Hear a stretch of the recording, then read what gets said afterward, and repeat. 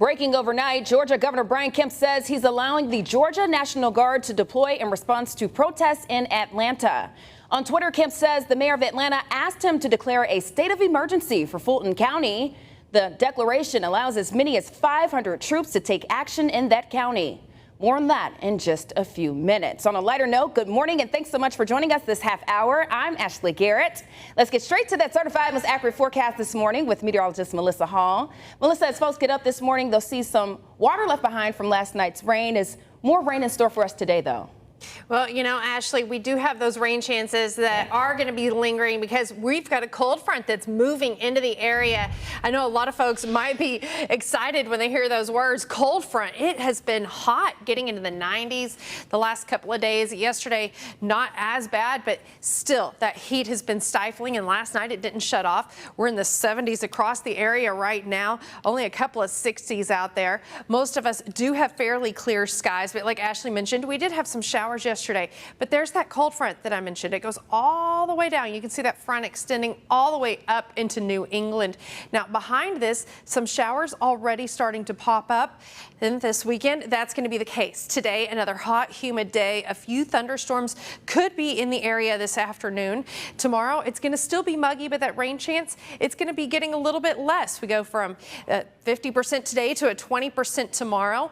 That's not the only thing we're tracking is that cold front. Something else we're tracking, another area of low pressure that has a 60% chance of getting upgraded in the next couple of days. So Ashley, a lot going on with your forecast. We'll talk about if this is going to be bringing some rain chances and what do the temperatures look like after that cold front gets out of here and those rain chances are done in our area from that. So a lot to get to, which we will in about 10 minutes. Thank you so much. Well, across the country this morning, outrage after the death of an unarmed black man during an arrest in Minneapolis. The police officer involved, who was fired earlier this week, has now been charged with murder.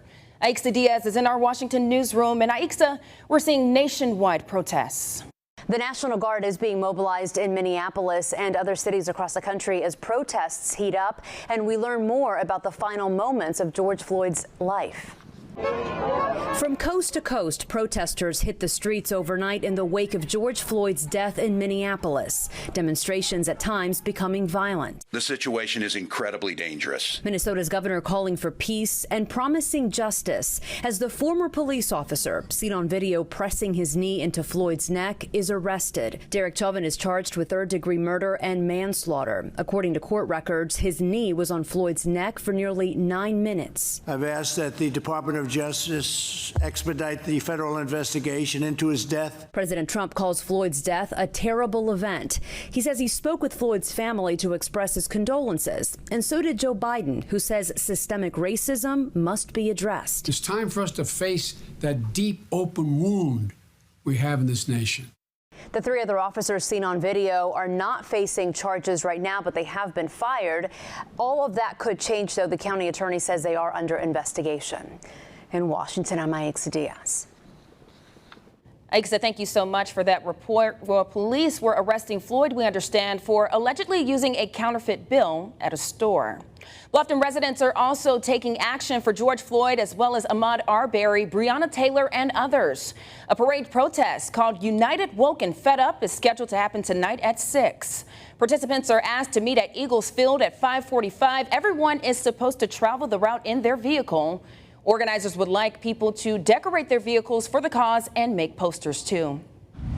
Well, as protests for George Floyd erupt across the country, another protest took place in Glenn County for Ahmaud Arbery. Arbery's family is sharing their thoughts on where the investigation is now and on the events taking place in Minneapolis. WJCL Stephen Moody reports. Justice for Ahmaud! Justice for Ahmaud! Those 3 words have been heard around Glenn County and the country since the video of Ahmaud Arbery's death was leaked just a month ago. It was that video that led to the arrest of 3 suspects, Gregory McMichael, Travis McMichael, and William Bryan Jr. Arbery's aunt, Thea Brooks, provided insight to how the family is doing. Right now, we're in a good start. Arrests have been made. I feel like there should be more to come. We still got a whole judicial system that failed us, that needs some action taken upon them. Now, with another viral death of a black man, this time in the hands of police, this community unfortunately has to deal with this all over again. It was actually the same thing, a lynching in broad daylight. It just was two different types of scenarios, but they still mean the same thing. In a few counties over in Savannah, protests on the steps of Savannah City Hall. People there protesting the death of George Floyd, some even with signs with Arbery's name on them.